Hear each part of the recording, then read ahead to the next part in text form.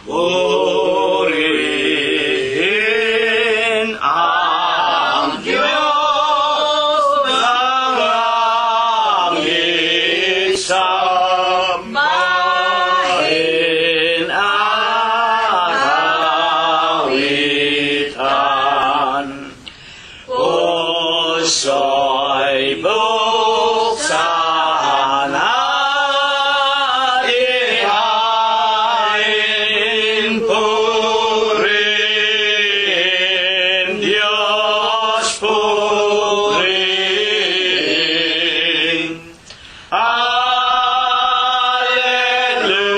Alleluia, alleluia, labing sa hari natin. Purihin luwal ating biyaya't pagliligtas sa ating nagugupiling sa salay hangoin.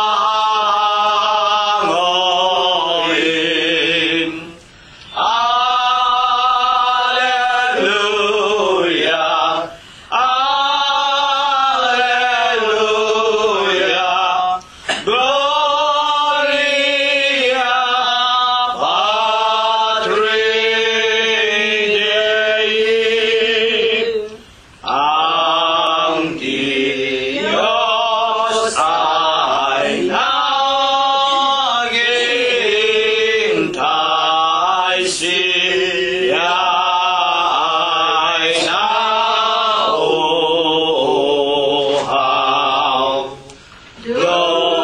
Dulugin, dulugin natin, sambahin, dumalangin. Alleluia, alleluia, Diyos na mawain.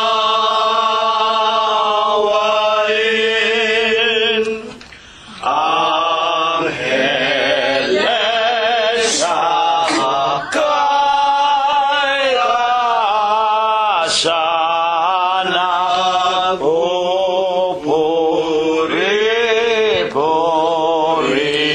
pupuri-purihin. Halina mga kapatid sa templo ng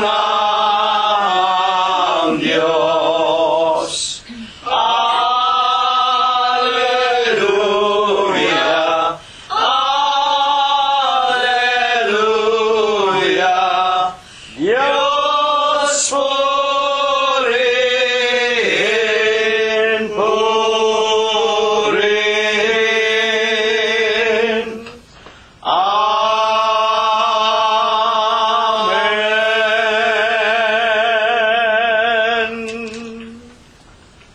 Purihin ninyo ang Panginoon. Purihin ninyo ang Panginoon mula sa mga langit. Purihin ninyo ang Diyos sa kanyang mga kaitaasan. Purihin ninyo siya, ninyong lahat niyang mga anghel.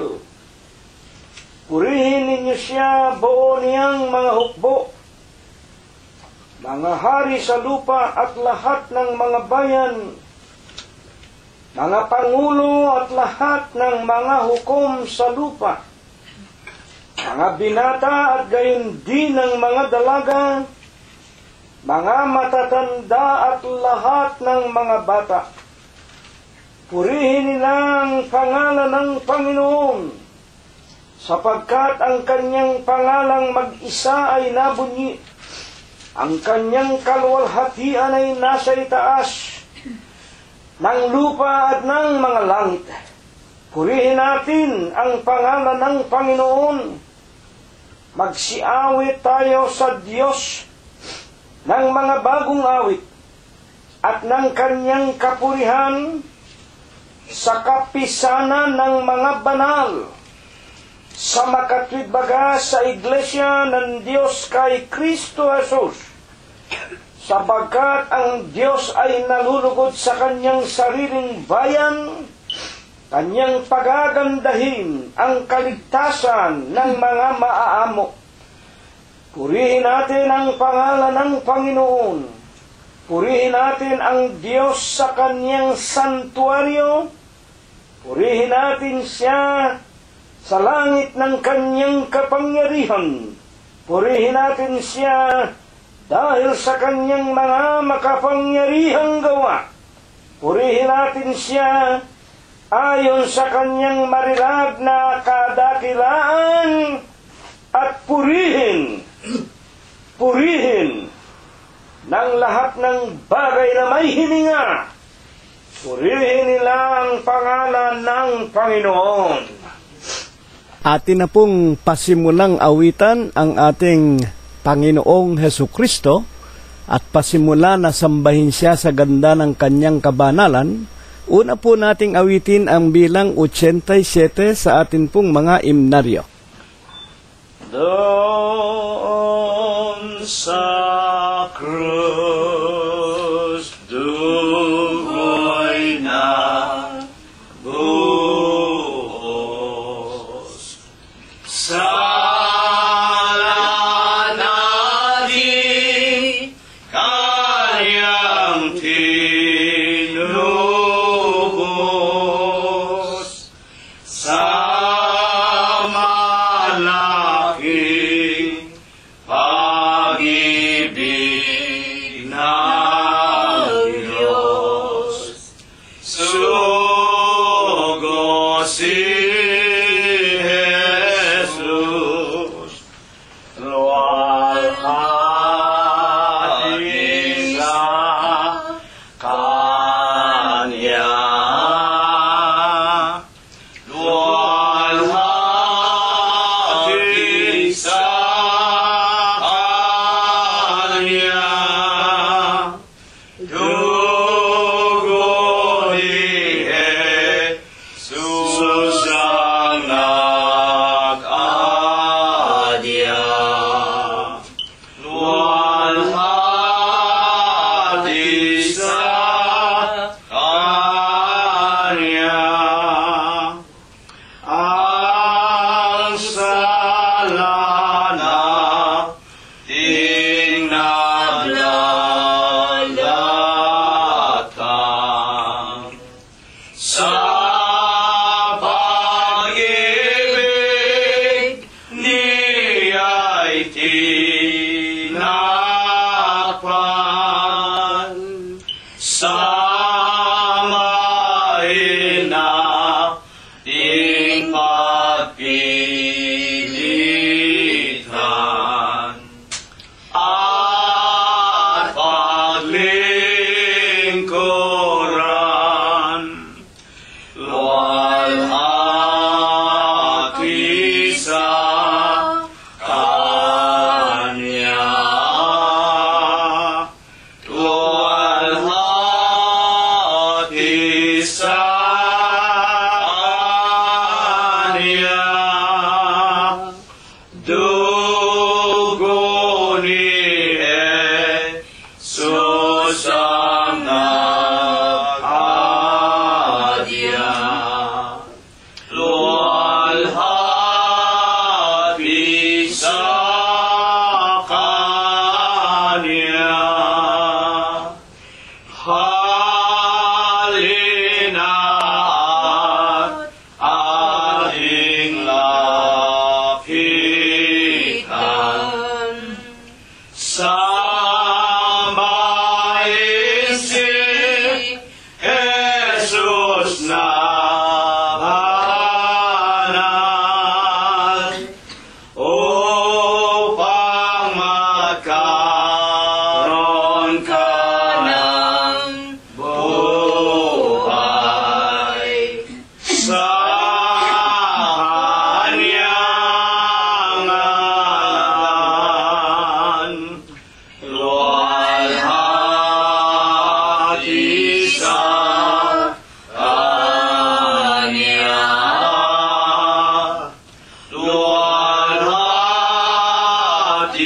sa Kanya. Dugo ni Jesus ang nag-alya. Luwalhati sa Kanya. Ipagpatuloy po natin ang pagpapailanglang ng mga pagpupuri, pagluwalhati sa ating Panginoong Hesu Kristo. Awitin po natin ang bilang 89 sa atin pong mga imnaryo. Darating ang araw na hindi mo maiiwasan. Sa lakong silangan ay ilitaw, makikita ng mata hanggang doon sa kanluran. Si Jesus liwanag di matitigan. Darating ang Panginoon. Darating at siya ay maghuhukom. Darating ang Panginoon. Si Kristo Jesus ang siyang hahatol. Sa dunog ng pakakak, mga patay mabubuhay. Harap sa haring pagsusulian, ang gantimpala sa lahat ng tao'y ibibigay. Ligaya sa nagtamo ng tagumpay. Darating ang Panginoon. Darating at siya ay maghuhukom. Darating ang Panginoon. Si Kristo Jesus ang siyang hahatol. Ang krus nating pinasan, piliting maisalunga. Huwag bayaang mawala ng pag-asa. Sa tahanang Kristiyano'y sikapin mong makasama. Huwag sa apoy na walang hanggang dusa. Darating ang Panginoon. Darating at siya ay maghuhukom. Darating ang Panginoon. Si Kristo Jesus ang siyang hahatol. dakilang Panginoon po naming Diyos, amang banal na lubha kapong kagalang-galang, ikaw po ay Diyos na sadya kapong kapita-pitagan, nag-iisa kapong Diyos na buhay, ikaw po ang may-ari, ang lumalang ng lahat ng mga bagay, ang Diyos na pinakamakapangyarihan ka po sa lahat. Ama, na sakbibi ka sa iyong pag-ibig, napakasagana mo po sa kagandahan ng iyong mga kalooban, napakadakila mo po sa iyong mga pagbibiyaya, datapwat ikaw po ay Diyos, na napakabanayad mo po sa iyong mga kagalitan. Ama, na ikaw po ang nag-iisa, ang tunay na Diyos na buhay, na pinagtapatan, pinaglingkuran hanggang kani-kanilang kamatayan. Ikaw po ang Diyos ni Abraham, ang Diyos ni Isaac at ni Jacob, Diyos ng iyong mga banal na propeta sa bansa ng Israel. Naawat na habag ka din po sa aming minamahal na ama at ina. Tinawag mo po sila sa bunto ng karabihan. Inilagay mo po sila sa iglesia ng Diyos kay Kristo Jesus. Nagtapat din po sila at naglingkod sa iyo ng kanilang buong puso, buong isip, buong buhay, hanggang sa kanilang mga kamatayan. Panginoon, sa banal, sakdal at malinis na pangalan mo pong Kristo Jesus, itinitiklo po namin ang aming tuhod. Nagpapakumbaba kami, Panginoon, nangangayo papa. Ipinaiilang lang namin sa iyong banal na harapan ang amin pong mga tao sa pusong mga pagpapasalamat. Aman Diyos, maraming salamat sa iyo sa napakamapayapa na nangakalipas na mga araw, gayon din po sa isang buong taong singkad na pinalipas mo po sa buhay hindi lamang naming mga mag-aanak, sinampalatayanan po namin, Panginoong Diyos, na maging ang lahat ng aming mga kamag-anakan sa laman, mga kaibigan at mga kapatiran na nasa iba't ibang dako nitong napakagulo at mandarayang sanglibutan, kung papaanong pinatnubayan mo kami, ginabayan, iningatan, binigyan ng lubos na mga kapayapaan at pinagbuksan ng magagandang pintuan ng kapalaran sa isang taong singkad na nagdaan, at pinasapit mo po kami sa panibagong taong ito ng 2017. Gayon din po ang inasahan at sinampalatayanan namin.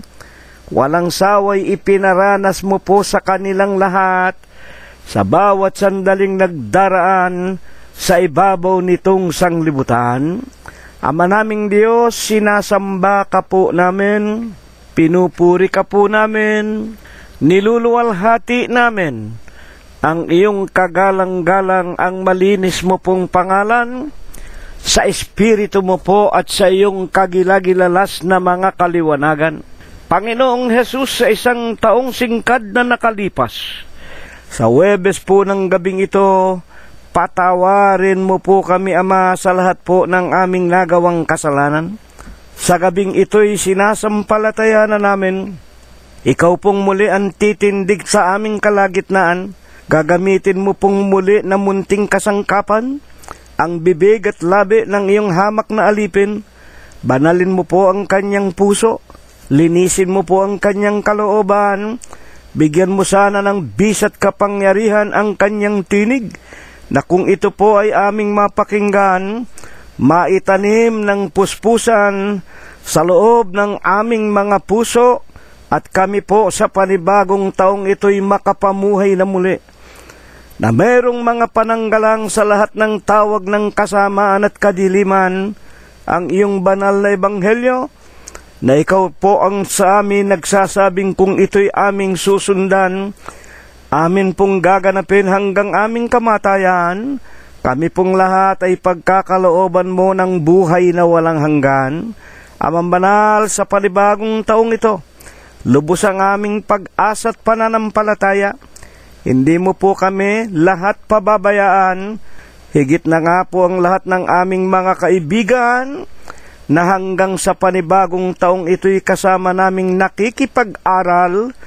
Ang lahat ng ito, Panginoon, inaasahan po namin, sinasampalatayanan, dinirinig mo po sa iyong kaharian sa langit. Ipagkakaloob mo po at ibebendisyon sa aming lahat, magmula ngayon at magpakailanman. Amen. At ngayon po, mga ginigiliw at mga pinagpipitaganan po naming mga kapatid, ihanda na po natin ang ating mga sarili at tayo po ay magpapasimula na ng ating mga pakikinig. Buksan po natin ang aklat ng Mateo. Una po sa Bibliang Ingles sa King James na pinanggalingan, Matthew. The chapter is 2 and the verse is 1. Now when Jesus was born in Bethlehem of Judea, in the days of Herod the king, behold, there came wise men from the east to Jerusalem. Sa Bibliang Tagalog po, sa Mateo 2:1, nang ipanganak nga si Jesus sa Bethlehem ng Judea, sa mga kaarawan ng Haring si Herodes, narito, ang mga pantas na lalaki ay nagsidating sa Jerusalem mula sa silanganan. Napakaliwanag nga po, nang ipanganak si Jesus sa Bethlehem ng Huda, alam na alam po ng buong sanglibutan kung ano ang tinutukoy dito.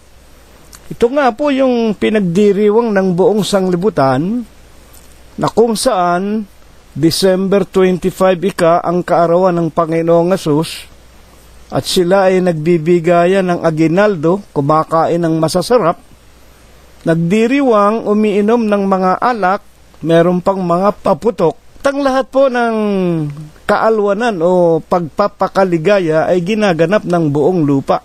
Ang atin pong pinakapaksa, dumalaw ang sinasabi nila, yun daw 3 kings, na ito'y nanggaling sa silanganan at pumaroon sa Jerusalem upang bisitahin nga po ang ipinanganak na si Jesus. Unang itatanong po natin ay ito, sino po baga ang Jesus na pinakatampok sa ating banal na paksa? Sang-ayon po sa mga banal na kasulatan, Mateo 1:22. At nangyari nga ang lahat ng ito upang maganap ang sinalita ng Panginoon sa pamamagitan ng propeta na nagsasabi. 1:23, ituloy natin, narito ang dalaga ay magdadalang tao at manganganak ng isang lalaki at ang pangalan na itatawag nila sa kanya ay Emmanuel, na kung liliwanagin, suma sa atin ang Diyos. Maliwanag po ang paliwanag ng Biblia. Ito ang tinatawag na Jesus. Ito'y naaayon sa inihula ng isang propeta. At ang pagkapanganak sa kanya, tatawagin siya na Emmanuel, na kung liliwanagin ay sumasa atin ang Diyos. Kaya nga, yung salitang Jesus, kumakatawan po sa bansag na Emmanuel. At kung ano yung Emmanuel, o itatawag kay Jesus din naman, ang Diyos ay sumasa atin.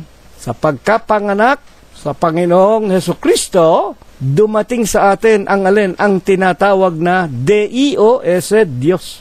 Bakit po sinasabi ng Mateo na binasa natin, pag ipinanganak na yung Jesus, sumasa atin na ang Diyos?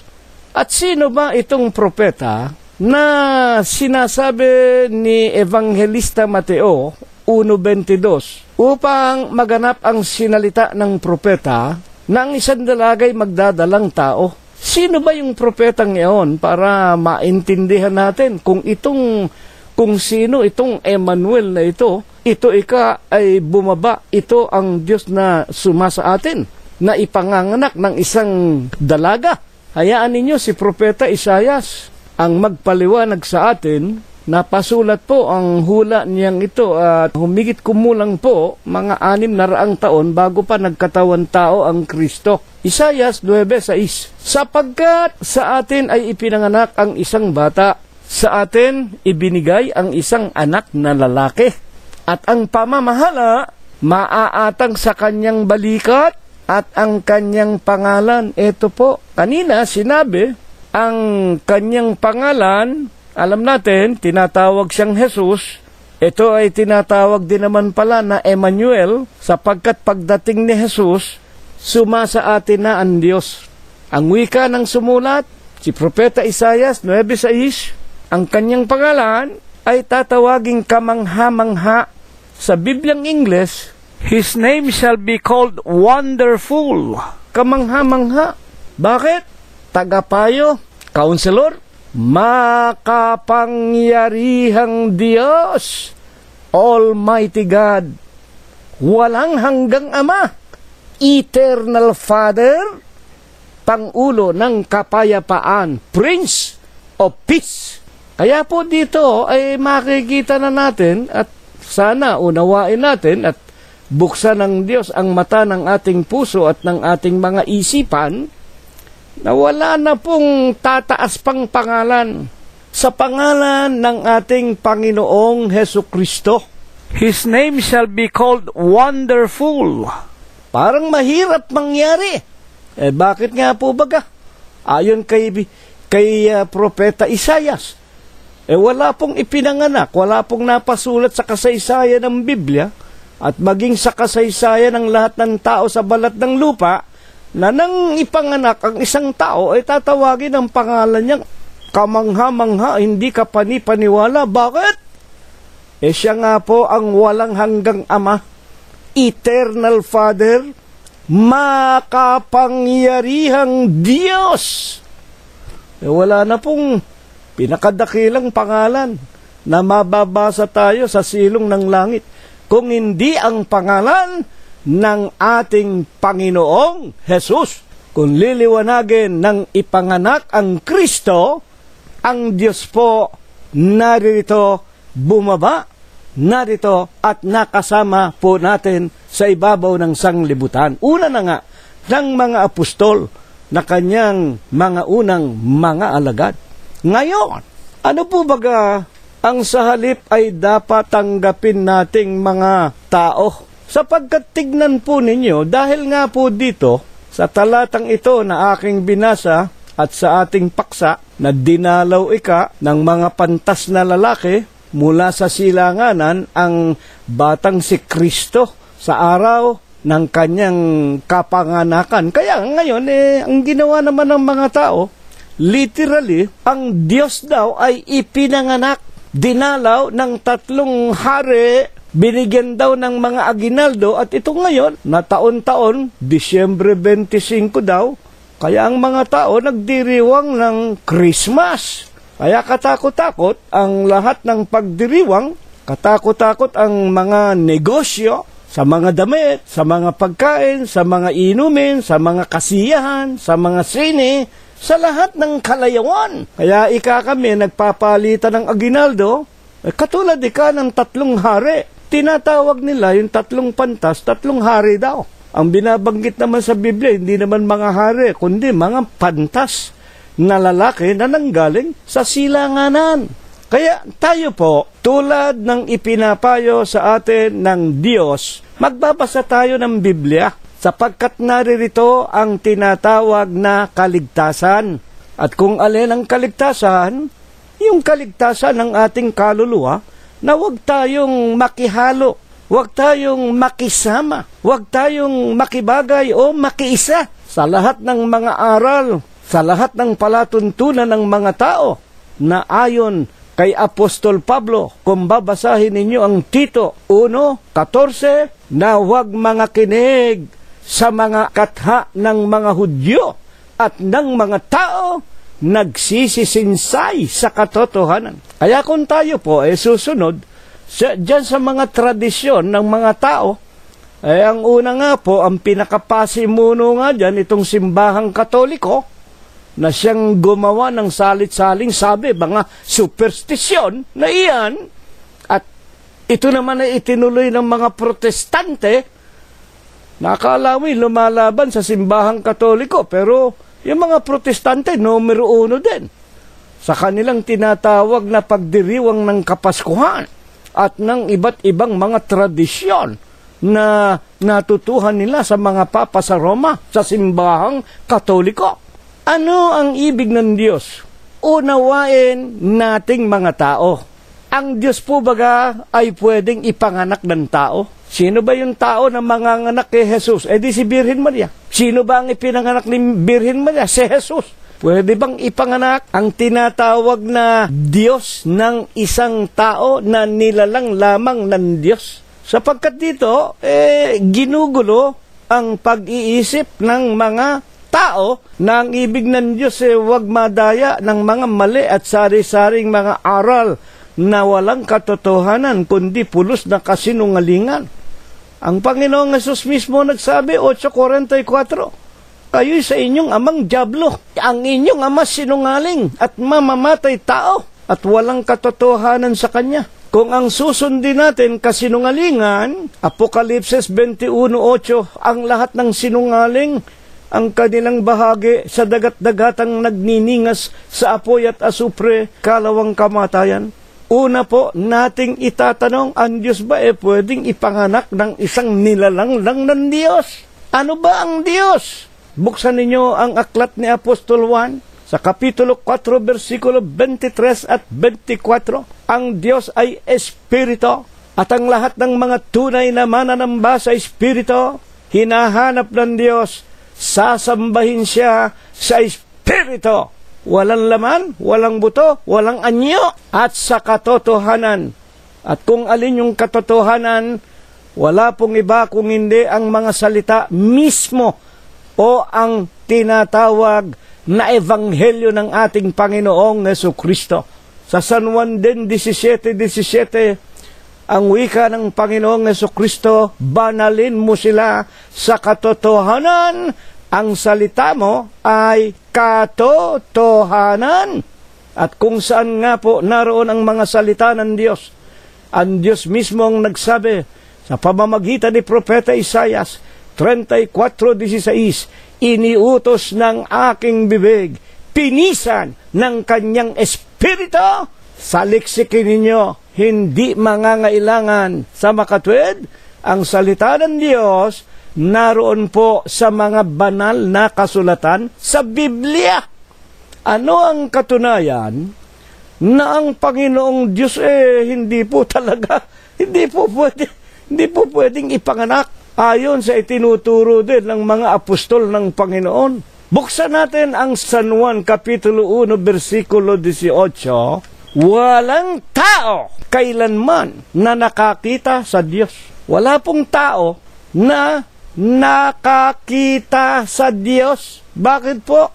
Ang Diyos po, Espiritu. San Juan 4:24. Ang Diyos po, walang laman, walang buto, kaya nga, walang tao kailanman na nakakita sa Diyos kailanman. At ibig ng Diyos, intindihin natin ang talatang ito, 1:18 ng San Juan.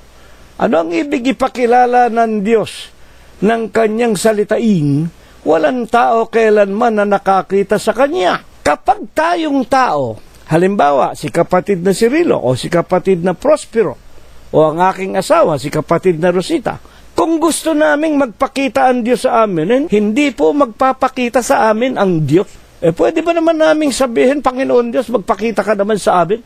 Kailanman, ever since, magmula ng lalangin ng sanglibutan, walang tao kailanman na nakakita sa Diyos. Pero kapag ang Diyos ang gustong magpakita sa amin, magagawa ba ito ng Diyos kung gusto niyang magpakita kay Cirilo, kay Rosita, kay Prospero, at kung kanino mang ibig niyang magpakita siya? Buksan natin ang Jeremias 32:27. Ganito po ang ipinaliliwanag mismo ng ating Panginoon Diyos. Narito, ako ang Diyos ng lahat na tao. I am the Lord God of all the flesh. Sa Bibliang English, 32:27 of Jeremiah. Meron bang bagay na totoong mahirap sa akin? Wala pong bagay na imposible sa Diyos.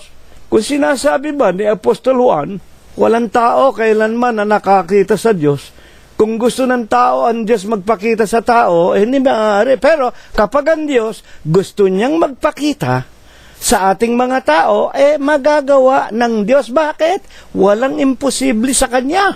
Buksan nga ninyo ang kasaysayan ng banal na kasulatan. Umpisahan ninyo kay Moses. Basahin ninyong Exodus. Kung paanong tinawag ng Diyos si Moses, hindi ko nababasahin. Malimit na ninyong mapakinggan iyan.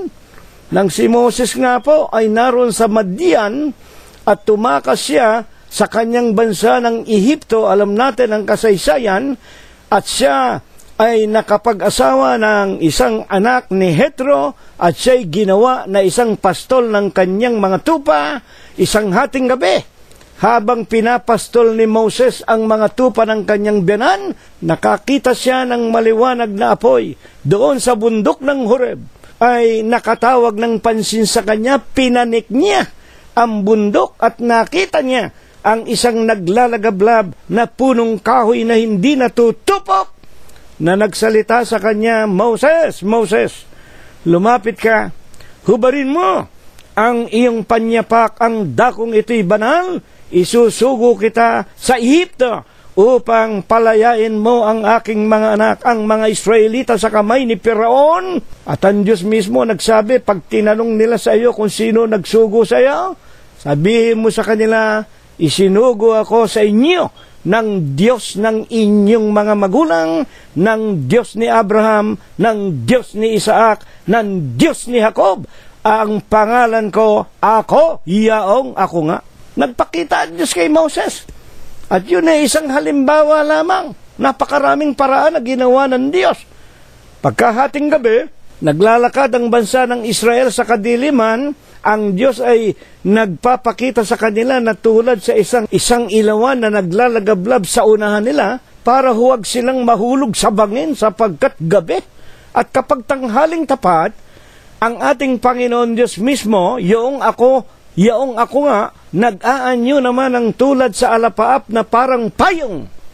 Tinatakpan ang bansa ng Israel para wag silang mainitan sa gitna ng katanghaliang tapat. Nalalaman natin mga magulang, napakaraming paraang ginagawa ng ating Panginoon Diyos kung ibig niya na siya mismo ang magpapakita sa mga tao na ibig niya na pagpakitaan. Pero kung ako, utusan ko ang Diyos, magpakita sa akin ang Diyos, hindi mangyayari.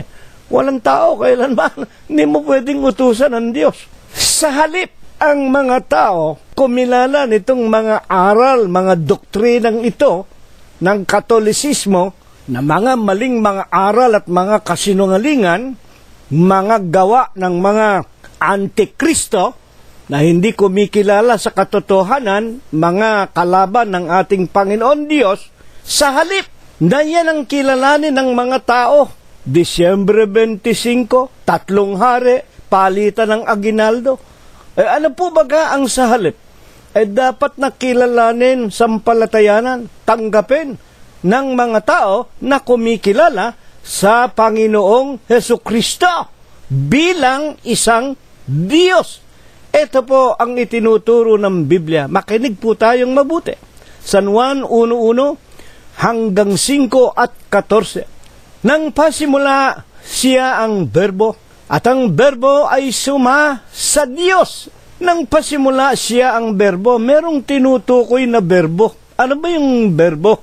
Yung berbo, salitang Kastila, na kung liliwanagin, word, salita. Nang pasimula siya ang berbo. At ang berbo, ang salita, sumasa Diyos. Ang berbo, yung salita, makinig tayo. Ang berbo ay D-I-O-S, Diyos. Yung salita mismo, Diyos. Ituloy natin. Ito rin nang pasimula sumasa Diyos. Ito rin yung salita na sumasa Diyos. 1:3. Ano ba itong salita na ito? Ang lahat ng mga bagay ginawa niya. Ibang klaseng salita ito. Hindi na naman kapanipaniwala. Mahirap paniwalaan. Bakit? Ang lahat ng mga bagay ginawa ng salita. Isipin niya. Ang lahat ng mga bagay ginawa niya. Nung berbo. Yung berbo, makapangyarihan pala yun. At alinman sa lahat na ginawa ay hindi ginawa kung wala siya. Sa makatuwid, yung berbo na gumawa ng lahat ng mga bagay, ipinakikilala ito nga po ang tunay na Diyos.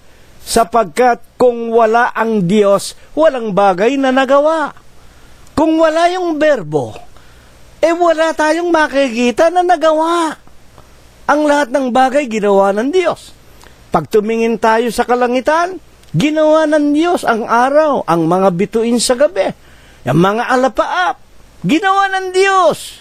At kung wala ang berbong ito na gumawa ng lahat ng bagay, wala na tayong makikitang nagawa. Yan po ang ibig sabihin. Ano pa ang pagpapatunay? Ano pa ang nasa berbo na Diyos? 1:4 ng San Juan din po, nasa Kanya ang buhay. Nasa berbo, nasa Kanya ang buhay. At ang buhay, ang ilaw ng mga tao. Nasa berbo ang buhay. At ang buhay, ang ilaw ng mga tao. Pag wala ng buhay ang tao, pundido, parang bumbilya. Wala na siyang makikita. Napakadilim na niya. Wala na siyang silbi. Nasa berbo ang buhay, sa berbong Diyos, ang buhay, ang ilaw ng mga tao. Ano ang ginawa ng Diyos na berbo na gumawa ng lahat ng bagay na nasa kanyang buhay? Nagkatawang tao ang berbo. Amen. Nagkatawang tao ang Diyos. Pagkatapos ano nangyari? Alam natin ang kasaysayan ng magkatawang tao nga ang Panginoong Jesucristo. Mateo 10:1, kanyang pinalapit ang kanyang 12 apostol. Nang magkatawang tao, tumawag ng mga apostol, at ang wika pa rito ni San Juan, tumahan sa gitna natin. Nakita namin ang kanyang kaluwalhatian. Kaluwalhatian na katulad ng anak ng Ama, bugtong ng Ama, lipos o puspos ng biyaya at katotohanan. Ito po ang ginagamit ng mga iglesia na nagsasabing, ayan, kapatid na si Rilo, yung Kristo na berbo, hindi po Diyos yun. Yun po ay anak lang ng Diyos. Yun nga po ang sinasabi ni Apostol Juan, nakita namin ang kanyang kaluwalhatian gaya ng bugtong ng Ama. Kaya nga sa 3:16 ng San Juan, gayon na lang ang pagsinta ng Diyos sa sanglibutan, ibinigay niya yung kanyang bugtong na anak, si Kristo, para pinakasanla, pantubos, pambayad sa ating mga kasalanan. Anak lang ng Diyos yan. Kumbaga sa naglalaro ng tinatawag na chess, Jesus Christ is just like a pawn. Alam ba ninyo yung pawn? P-A-W-N? Pang ano yung collateral damage.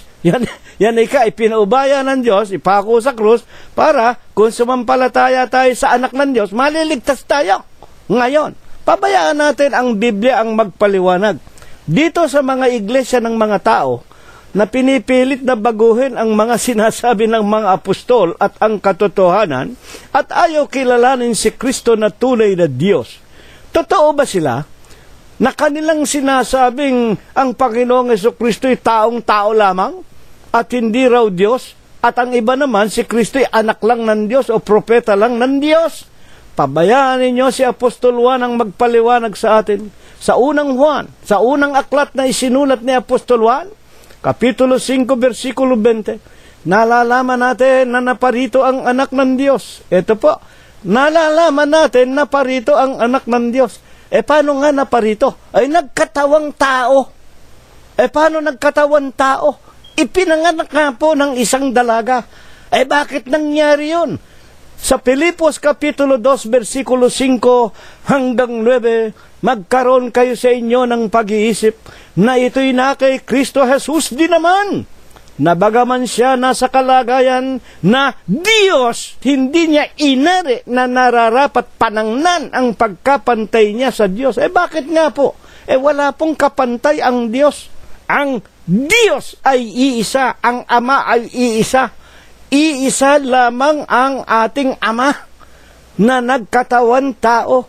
Hinubad niya yung kanyang pagiging ama, hinubad niya yung kanyang pagiging Diyos, nag-anyong alipin. Paano nag-anyong alipin? Kailangang ipanganak nga po ng isang hamak na tao, ordinaryong babae, na asawa lamang ng isang kalpintero, mga kapatid, at nasumpungan sa kalagayan ng isang hamak na tao.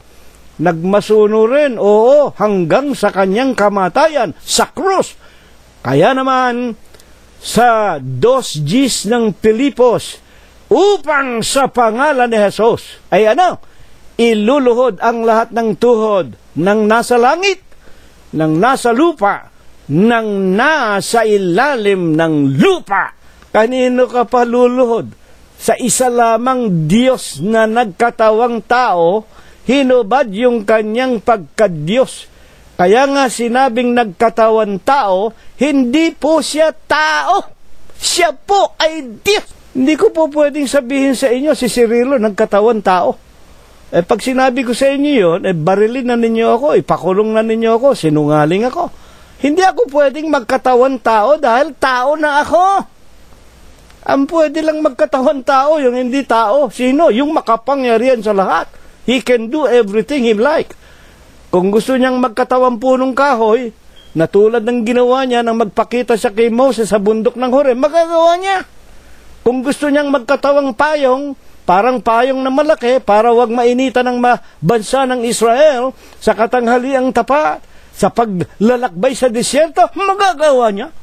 Kung gusto niyang magpakitang parang lagablab ng apoy na lumiliwanag sa kadiliman ng gabi, nanggabayan niya ang mga Israelita habang naglalakbay papunta sa lupaing binubukalan ng pulot at ng gata, magagawa niya. Pero ang isang taong katulad natin, hindi tayo pwedeng magkatawan tao. Tao na nga tayo. Lalong hindi tayo pwedeng magkatawang Diyos. Mga magulang at mga kapatid, paano pinaliliwanag ni Apostol Juan sa kanyang mga aklat ang katotohanang iisa lamang ang Diyos, na ang Panginoong Jesucristo, tagapakinig, at yung berbo mismo, iisa lamang. Ayan ninyo si Apostol Juan. Unang Juan, Kapitulo 5, versikulo 7. For there are 3 that bear record in heaven. Babasahin ko po sa pinanggalingan ng Tagalog. For there are 3 that bear record in heaven. Sapagkat sa langit ay merong 3 na nagpapatotoo. Merong katunayan sa langit, katotohanan. Nano? The Father, ang Ama. The Word. Sino yung Word? Yung Berbo, yung nagkatawan tao. And the Holy Ghost. Ano ba yung Holy Ghost? Pag binabanggit yung salitang Holy Ghost, Holy Spirit. Ano ba ang banal na Espiritu? Hayaan ninyo si San Juan din ang magpaliwanag kung alin yung Holy Ghost sa kanyang aklat ng Ebanghelistang si Juan, Kapitulo 6, versikulo 63. Ang mga salita na sa inyo'y aking sinasalita, pawang espiritu at pawang buhay. Sa makatwid, there are 3 that bear record in heaven. Sa langit, mayroong papatotoo. Ang Ama, the Father, ang nag-iisang Diyos. The Word, ang salita na nagkatawang tao. And the Holy Ghost, ang kanyang ebanghelyo.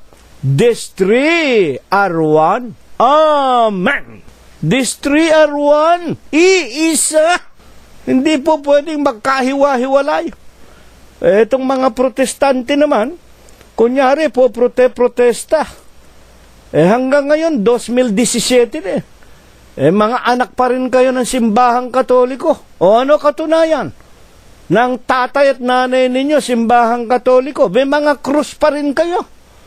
Ipapuputol ko ang ulo ko pagka nakakita kayo ng simbahan ng mga protestante na walang krus sa taluktok ng kanilang mga kapilya at ng kanilang mga kung ano-anong bahay dalanginan daw. At sa loob, may mga larawan din kayo ng mga kerubin, ng mga Birhen Maria. Nagbibinyag din kayo ng mga bata. Nagkakasal din kayo ng lalaki sa lalaki, babae sa babae. Nagbibinyag din kayo ng mga aso't mga pusa. Yan ang mga katotohanan. Kaya tama ang sabi ng Apokalipsis. ang simbahang Katoliko, ina ng lahat ng karumalduman at ng lahat ng mga masasamang iglesia sa ibabaw ng sanglibutan. Puro kayo antikristo. Ano ang katunayan ng sinasabi ni Apostol Juan na sa langit merong Ama, Anak, Espiritu Santo, ang tatlong ito ay iisa, na si Kristo rin ang Panginoong Diyos na nakipag-usap kay Moses ayon sa sinasabi ng banal na kasulatan. San Juan 8:56 hanggang 58. Natuwa ang inyong ama na si Abraham na makita niya ang aking araw. San Juan 8:56 hanggang 58. At ako'y kanyang nakita at si Abraham ay nagalak.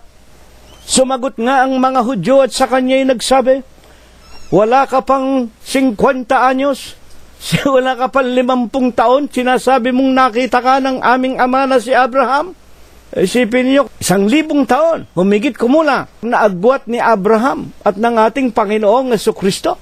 Katotohanan ng sinasabi ko sa inyo, ang wika ng Panginoon, nagalak ang inyong ama na si Abraham, na makita niya ang aking araw, ako'y nakita niya at siya nga ay nagalak.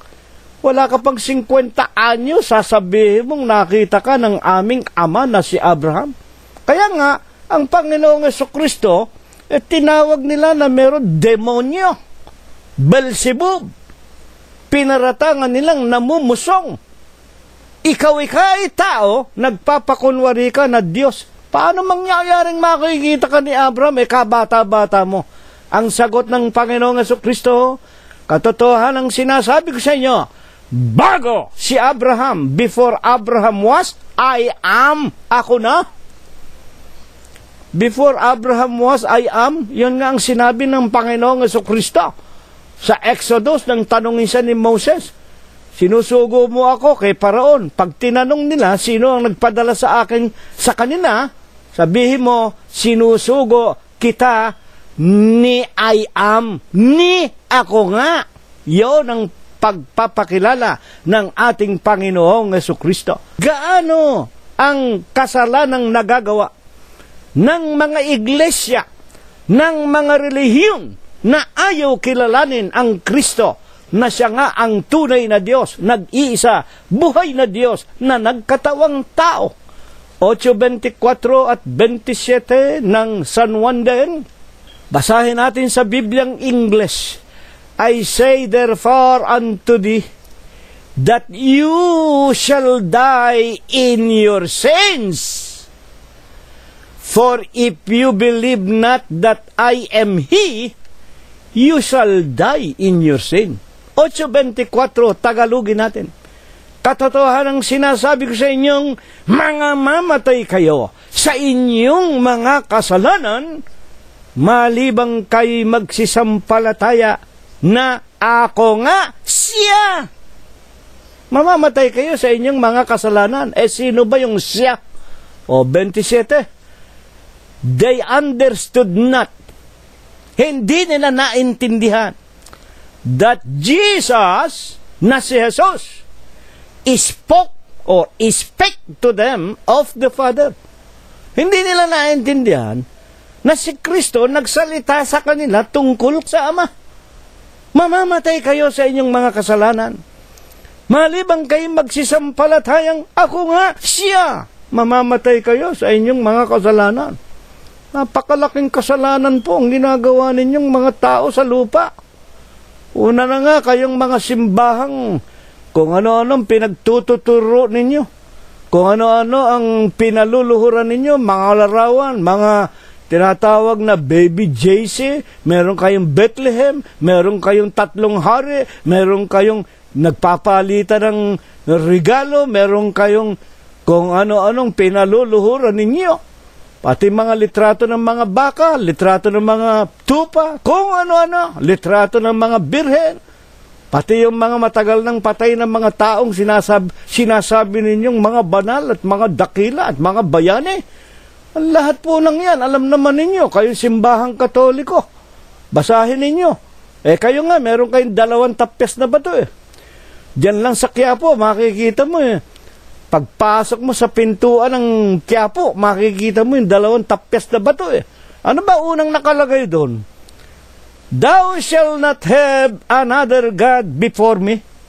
Huwag kang magkakaroon ng ibang Diyos maliban sa akin. Ano ba ginawa ninyong mga pare, mga papa? Naglagay kayo ng ibang Diyos, Vicarius Filii Dei. Anong ginawa ninyo sa Panginoon Diyos? Sinipa ninyo, tinadyakan ninyo. Kaya nga hindi nga kataka-taka eh.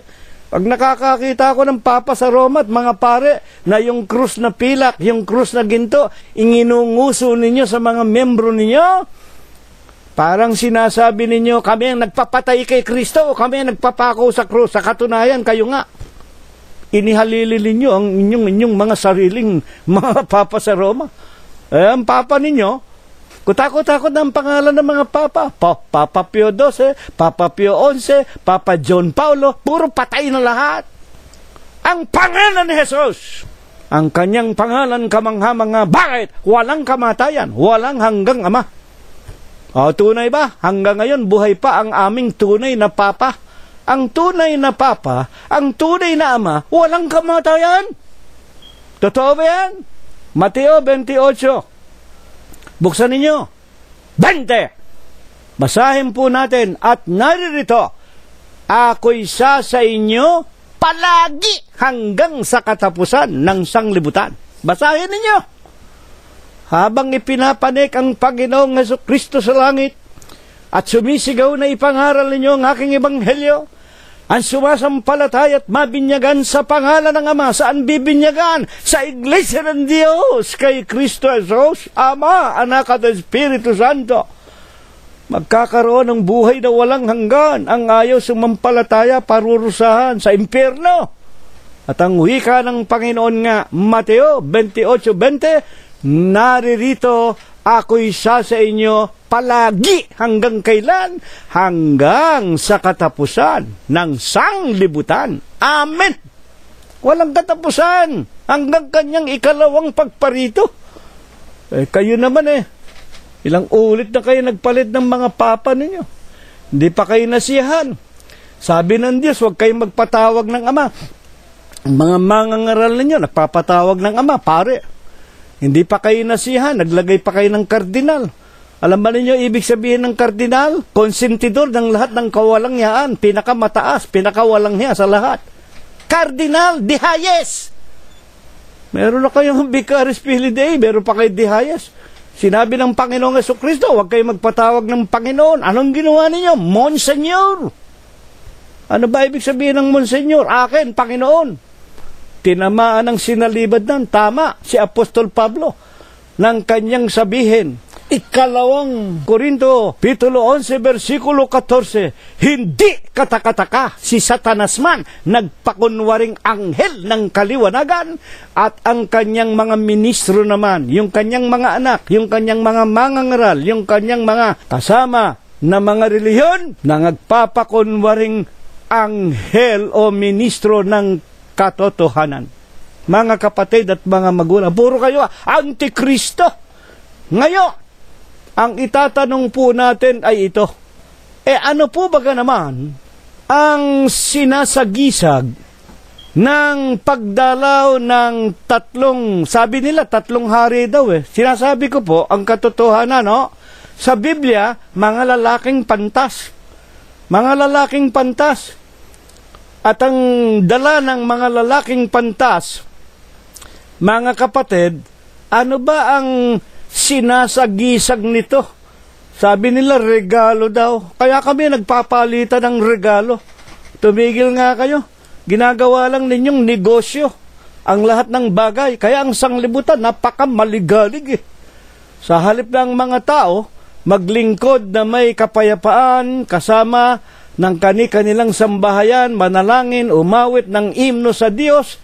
Mga tao, araw ng Pasko, pinalalabas ninyo, punta sa mga mall, punta sa mga carnival, punta sa mga palengke, kung ano-anong kalokohan. Walang ano-ano, nandyan. May nadisgrasya, may hinoldap, may sinaksak, may pinatay, may kinidnap, may nalaseng, may naospital, may naputukan. Yan bang sinasabi ninyong Christmas? Naintindihan mo ninyo ibig sabihin ng Christmas? Kapayapaan ni Jesus. Kayo naman mga simbahan kayo, wala kayo tinuro, kundi puro kaligayahang pangsanglibutan. Kaya maraming nadidisgrasya. Kaya ang sanglibutan, lipos ng kadiliman. Ano po baga? Ang sinasagisag ng pagkadalaw ng 3 pantas daw. At ayon sa Biblia, ng 3 lalaking pantas, ng mga lalaking pantas. At ano ang sumasagisag sa kanilang mga dinala?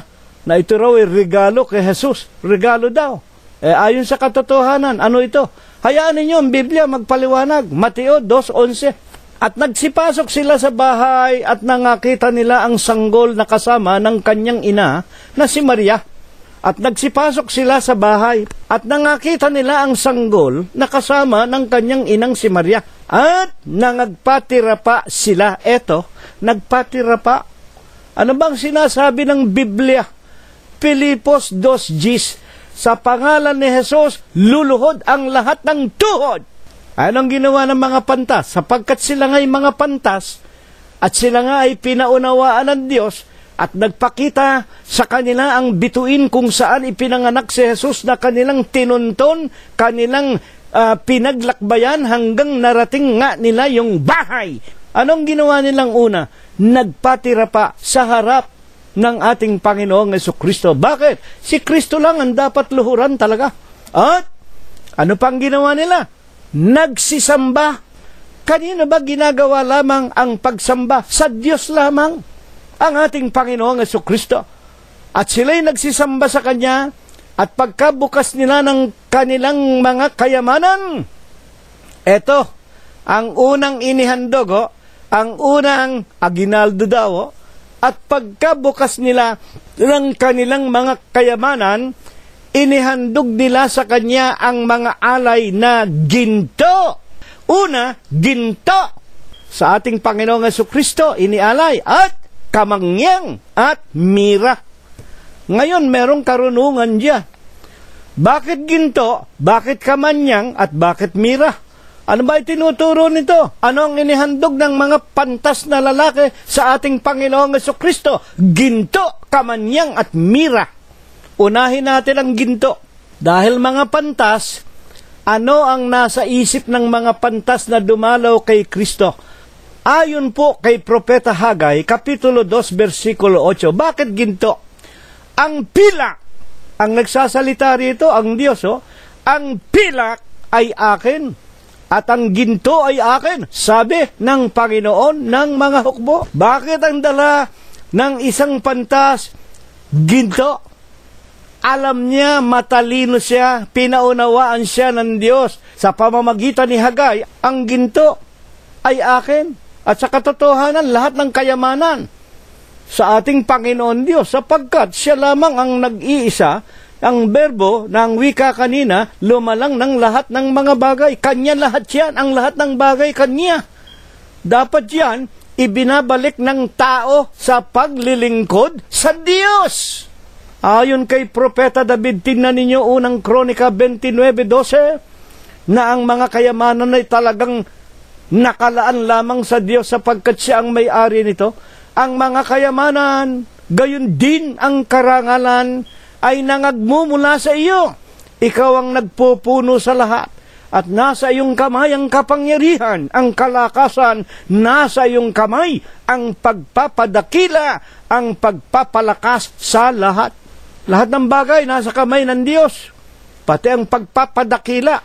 Kaya nga nasusulat, ayon kay Apostol Pablo, Romanos 13:1, ang lahat ng kaluluwa ay pasakop sa mga matataas na kapangyarihan, sapagkat walang kapangyarihan ang tinutukoy yung gobyerno, yung mga reyna, yung mga hari, yung mga matataas na katungkulan sa gobyerno ng tao.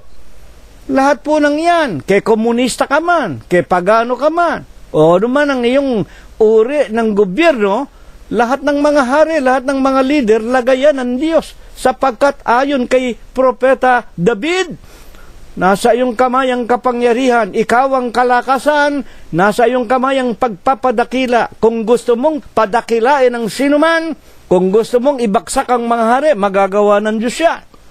Nasa Kanya ang lahat ng bagay.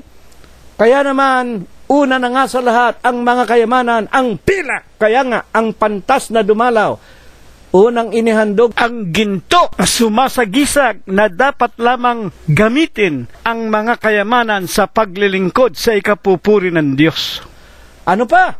Ang ikalawa, kamanyang ikya. Hinandugan siya ng ginto at ng kamanyang. Bakit naman kamanyang, kapatid na si Rino?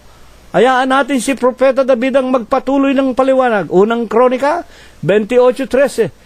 Tungkol din naman sa mga bahagi ng mga saserdote at ng mga Levita, yung mga mangangaral ng bansa ng Israel nung panahon pa nila. At tungkol sa lahat ng gawain sa paglilingkod sa bahay ng Panginoon, at tungkol sa lahat sa kasangkapan na ipaglilingkod sa bahay ng Panginoon, 28:18, sa dambana ng kamanyang ito, nang inihahanda na ni David. At ipagpapatuloy ni Solomon, sapagkat si David nga tumatanda na noon, inihahanda na niya ang kanyang anak na si Solomon para matupad ang sinabi ng Panginoong Diyos kay David, sapagkat ang kamay mo'y napuno ng karahasan o ng dugo ng mga kalaban, ang anak mong si Solomon ang magtatayo nito o ang magpapatuloy. At dito nga, unang binabanggit ni Propeta David tungkol sa dambana ng kamangyan. Yung itatayo nila na dambana na paghahandugan sa Diyos, dambana ng kamangyang, ito'y gintong dalisay ayon sa timbang, ginto ayon sa anyo ng karo sa makatidbaga, at ang mga kerubin na nagbubuka ng mga pakpak at lumilimlim sa kaba ng tipa ng Panginoon. Sa mga tweed, una, inihandog ng pantas na lalaki, ginto, sumasagisag sa mga kayamanan, na dapat ito'y ibalik ng tao sa Diyos bilang pagpupuri at pagpaparangal sa Kanya. At ang ikalawa, ang kamangyang na sumasagisag, na ang Diyos lamang dapat nating susuubin ng masarap na samyo. Sa Panginoon Diyos nung panahon ng bansa ng Israel, kapag ang mga Israelita ay nagpaparikit ng tinatawag na kamanyan, nagagalak ang Panginoon Diyos, naluluwalhati, sapagkat kinakailangan ang Diyos ating pupurihin at sasambahin panahon ng bansa ng Israel. Yun nga pong tinatawag na insenso. Ano pa ang ikatlo na inihandog ng mga pantas na lalaki? Iyon nga pong tinatawag na mira. Yung mira, sumasagisag po sa kapaitan. Bakit hinandugan ang Panginoon ng mira o ng kapaitan? Bayaan ninyo ang Biblia ang sumagot. Marcos 15:22. At siya'y kanilang dinala sa dako ng Golgota, na kung liliwanagin, dako ng mga bungo. Nang ipagsakdal na kay Herodes at sa Sanhedrin ng Panginoong Jesucristo, ng pamumusong at nagpapakunwaring Diyos, hiniling ng mga Hudyo mismo, pakawalan si Barabas, ipako sa krus ang Kristo. At siya'y, eto na, 15:23 ng Marcos, at siya'y dinulutan nila ng alak na hinaluan ng mira, nang nakapakunat nakabayubay sa katanghaliang tapat ang Panginoong Jesucristo. Hindi ko nababasahin para wag tayong humaba. At siya'y sumigaw ng ako'y nauuhaw. Akala nila nauuhaw ang Panginoon sa literal na tubig. Binigyan siya ng alak at hinaluan ng mira, na kung liliwanagin lamang sumasagisag na magdaranas siya ng kapaitan alang-alang sa kanyang bayan. 15:24 ng Marcos, siya'y kanilang ipinako sa krus. 15:25 at ikatatlo na ng oras nang siya'y kanilang ipinako sa krus, at ang pamagat ng pagkasakdal sa kanya isinulat sa kanyang ulunan. Ang hari ng mga Hudyo, ipinako sa krus, nakasama niya ang dalawang tulisan, isa sa kanyang kanan at isa sa kanyang kaliwa. At natupad ang kasulatan na nagsasabi, siya'y ibinilang sa mga swail. Na yung tinatawag na aginalduhan, wala po yan. ang tinatawag na pagkasilang sumasagisag sa pagdating ng ating Panginoon Diyos. Sumaati na ang Diyos upang magbigay ng kaligtasan, upang ang sino mang makinig sa kanyang ebanghelyo, ang sumampalataya at magpabautismo sa kanyang mga banal at dalisay na aral ay huwag mapahamak, kung hindi magtamo ng buhay na walang hanggan. Ito po hindi ninyo inuunawa. Tinitiyak po sa atin ang tinatawag na pagdating o pagdalaw ng mga pantas. Hindi po ito para magselebra tayo ng kaligayahan, palitan ng aginaldo. Hindi! Ang wika ng Santong Sulat, ang mga bagay na ito'y nangapasulat sa ikatututo natin. Basahin ninyo. Unang Korinto, Kapitulo 10, versikulo 11. Ang mga bagay na ito'y nangyari, pawang nangasulat sa pagpapaalaala sa atin na mga dinatna ng katapusan ng sanglibutan. Ang ginto, ito'y para sa Diyos. Hindi ito para pakanasain at hangarin ng mga tao. Ang pag-ibig sa salapi, ugat ng lahat ng katampalasanan. At ang tinatawag na mira, sumasagisag ang Panginoon Diyos, magdadala ng lahat ng kapighatian hanggang kamatayan sa krus, kapaitan. At ang insenso, kumakatawan sa pagpapakilalang sa pangalan lamang ni Jesus. Iluluhod ang lahat ng tuhod. Siya lamang ang ating paglilingkuran. Kapatid na Cirilo, sa huling araw na ito, masama po ba kung ang kaming mga pagano ay magdala ng insenso? May mga pare hanggang ngayon nag-i-insenso yan . Yung simbahang Katoliko, yung mga Protestante, meron pa rin nag-i-insenso. Ting mga araw at oras ng kanilang pagsamba. Nagbibigay pa rin kayo ng mga ikapo. At yung ibang mga reliyon, nagpapatay din ng mga tupat, mga baka, ginagaya pa rin ang mga Israelita noong araw. Yan ba'y dapat pa natin gawin? Hayaan ninyo si Propeta Isaias ang magpaliwanag. 1:13. Huwag na kayong magdala ng mga walang kabuluhang alay. Ayoko ng mga handog na susunugin ninyo. Kamanyang karumal-dumal sa akin. Ang bagong buwan, ang Sabat, tawag ng kapulungan, anibersaryo. Hindi ako makapagtitiis ng kasamaan at ng mga takdang pulong ninyo. 1:14. Ipinagdaramdam ng aking puso ang inyong mga bagong buwan at ang inyong mga takdang kapistahan. Yung piyesta-piyesta ninyo. Kabagabagan sa akin, ako'y pata ng pagdadala ng mga yaon. Yon po ang nasa matandang tipan. Tinapos na po yon. Kaya nga po, meron ng bagong tipan. Hebreo 10:19-21. Sa makatwid sa bagong pamamaraan ng paglilingkod sa Kanya. At kung alin po ito ang wika ni Propeta Samuel, ang pagsunod, higit na mainam kaysa mga handog na literal o mga handog na susunugin. Basahin po ninyo sa unang aklat ni Propeta Samuel, Kapitulo 15 at versikulo 22. Ito nawa ipagpala. Ito nawa ang ibasbas sa atin ng Diyos magmula ngayon, magpakai kailanman. At ngayon, bago po tayo maghiwa-hiwalay, tanggapin po natin ang walang hanggang pag-ibig, walang hanggang pagbibiyaya, pakikipisan, kaaliwan, pamamatnubay at ang kagalingan, ang hindi maulatang banal na biyaya, basbas at bendisyon, pagliligtas at pagpapagaling ng kanyang banal na espiritu. Ito nawa ang muli niyang ipagkaloob sa ating mga magkakapatid sa Huwebes ng gabing ito. Ipaabot ng Diyos sa lahat ng ating sariling mga kabyak ng puso, sa lahat ng ating mga anak, mga manugang, mga apo, kasangbahay at mga kamag-anakan sa lamat, sa lahat ng ating mga minamahal sa buhay, sa paglalakbay natin araw-araw sa paghanap ng ating kakainin sa araw-araw, sa loob at labas ng ating mga dampang tahanan, sa lahat ng ating mga kaibigan, at sa buong kalaganapan ng Iglesia ng Diyos kay Kristo Jesus, magmula ngayon, magpakai kailanman. Amen.